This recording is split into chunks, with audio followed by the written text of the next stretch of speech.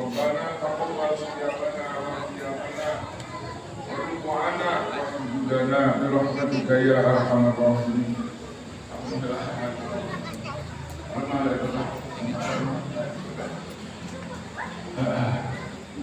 Bismillahirrahmanirrahim. Wasbir nafsaka ma'al ladzina yad'una rabbahum bil ghadati wal 'ashyi yuriduna wajhahu wa la ta'du 'aynaka 'anhum turid zinatal hayatid dunya wa la tuti' man aghfalna qalbahu an dzikrina wattaba'a hawahu wa kana amruhu furqa. Shadaqallahul 'azim. Wa qala an-nabiy sallallahu alaihi wasallam al-qais man dana nafsahu wa 'amila lima ba'dal maut.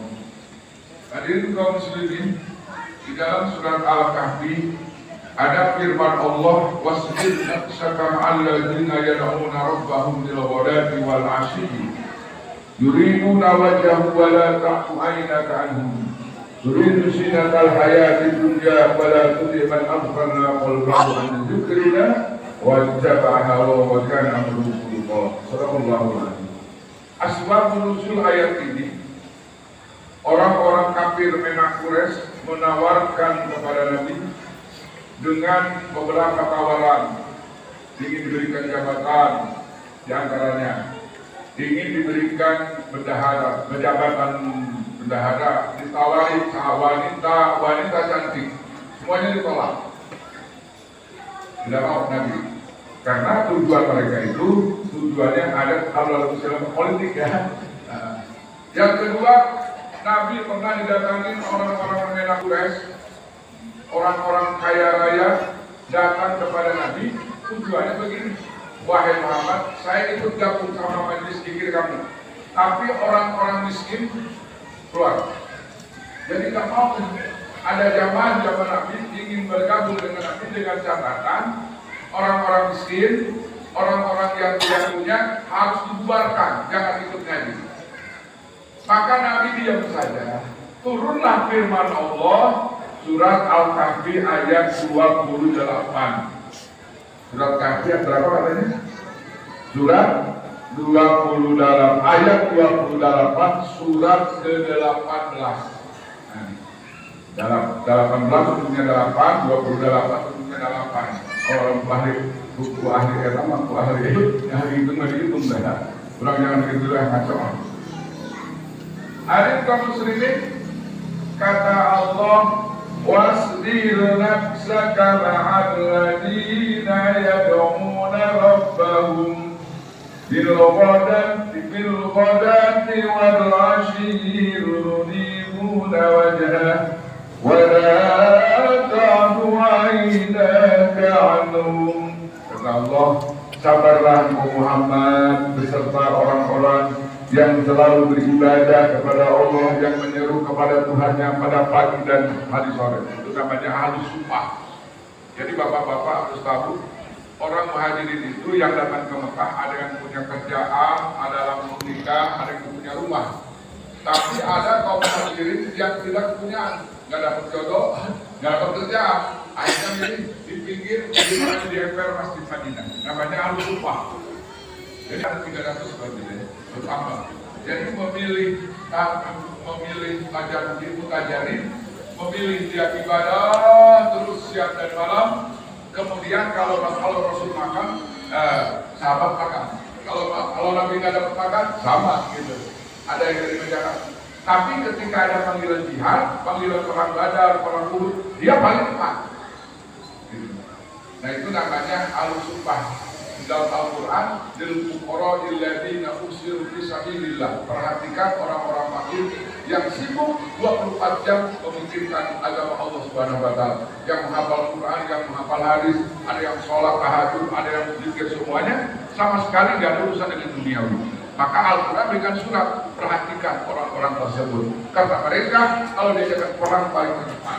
Itu namanya sumpah. Kalau dalam bahasa tasawuf namanya kaum mutajaridin. Mutajaridin ini mereka sibuk seperti kiai. Itu kiai ada ngajar 24 jam. Jadi bapak-bapak nanti di Sukabumi ada orang 24 jam ngajar. Ngajar apa? Istilahnya itu tidur, makan, ngajar lagi. namanya Islam di sana. Bapak ingin tahu muridnya itu banyak banget, 24 jam ngajar, tersisa dengan tidur dan makan. Selain itu ngaji. Itu namanya kaum belajar di sini. Nah, jangan celah di zaman Rasul ada orang semacam itu. Nah, akhirnya Nabi menunggu firman Allah setelah orang-orang kafir bergabung dengan Nabi dengan catatan orang itu harus diusir pada raut karena Ainun Muhammad yang bau. Padahal dengan kalimat bau itu dia sudah dapat kesombongan. Kata Allah, bersabarlah engkau Muhammad, bergabung dengan orang-orang yang menyeru kepada Allah pagi dan petang. Tujuan mereka adalah yuriduna wajhahu, mereka hanya mencari ridho Allah. Tapi kalau seandainya kamu bergabung dengan mereka dengan yang membawakan harta, jabatan, kehormatan, kata Nabi, kata Allah, wala ta'du 'ainaka anhum. Kata Allah, wahai Muhammad, subhanallah, janganlah kamu berharap kehadirannya kepada mereka dan janganlah kamu janganlah kedua matamu berpaling dari mereka. Jadi jangan tergoda gara-gara lagi asik-asik bermesraan dengan fakir miskin dengan ibadah. Jauh ayat dalam motor ngartil dalam fakir tinggalkan, gitu kan? Ada orang fakir miskin yang sudah mau ibadah dengan serius, ada orang kaya tujuannya nawar-nawarnya nggak benar, mengiming-iming kekayaan. Kata Allah, wala ta'du 'ainaka anhum, kami jangan berelok kepada orang-orang kafir Quraisy, meninggalkan mereka yang sedang beribadah. Kenapa? Mereka datangnya kepada engkau Muhammad, tujuannya beda. Kalau tadi orang fakir miskin ahli masjid, yuriduna wajhahu, mereka mencari ridho Allah. Sedangkan mereka tujuannya apa? Kalau kamu bergabung dengan mereka, turidu zinatal hayatid dunya, kamu pasti berubah sikap. Kalau kamu bergabung dengan mereka yang membanggakan harta dan jabatan, kamu perasaan kamu akan berbeda, keinginan kamu akan berbeda. Turidu zinatal hayatid dunya, kamu akan mengharapkan kemewahan dunia. Itu sudah dikasih tahu sama Allah. Kedua, warning dari Allah. Wala tuti' man aghfalna qalbahu an dhikrina wattaba'a hawahu wa kana amruhu furqa. Kata Allah, wala tuti' man aghfalna qalbahu, janganlah kamu mengikuti orang yang sudah melupakan aku kepada hatinya. Aku sudah melupakan dirinya dari zikir kepada aku. Kalau orang sudah ulah ini luwih jeung jalan menuju eling. Itu bahasa Sunda maaf ya. Kalau terjemahkan begini, kasih-kasihan sama orang. Artinya ulah ini luwih jalan menuju eling. Jangan mengikuti orang yang lupa kepada Allah. Yang melupakan kepada Allah itu harta, tahta, wanita. Kalau manusia sudah maksud hidupnya harta, tahta, wanita, pasti dia akan lupa kepada Allah, pasti. Wala tuti' man aghfalna qalbahu an dzikrina. Yang kedua, kalau manusia sudah lupa dengan Allah, wattaba'a hawahu, dan akan mengikuti hawa nafsunya. Setelah Zuhur datang, ditinggalkan asar, tidur berjamaah, maghrib berjamaah. Yang tadinya dia sholatnya ahli ibadah, setelah bergabung dengan orang kaya raya, kemudian dia terpikat, akhirnya dia ikut mereka. Bagaimana kalau manusia sudah ikut dengan orang itu? Allah sampaikan, wa kana amruhu furqa, karena orang yang hidupnya kemewahan, hidupnya akan melampaui batas.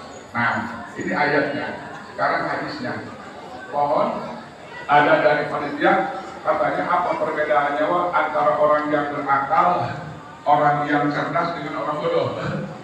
Nah, kata Nabi, al-qais man dana nafsahu wa amila lima ba'dal maut. Orang yang cerdas, Nabi itu cerdas. Kenapa memilih dengan orang fakir miskin? Bergabung. Kalau bergabung dengan orang kaya pasti lupa kepada Allah. Banyak kejadian hadisnya, gak usah disebutkan ya, realitanya sudah banyak begitu. Bergabung salah kawan, kalau putus kiai besar, kalau sudah salah gabung kacau gitu. Nah itu gak usah dibahas, kita sudah pada tahu semua. Karena bilang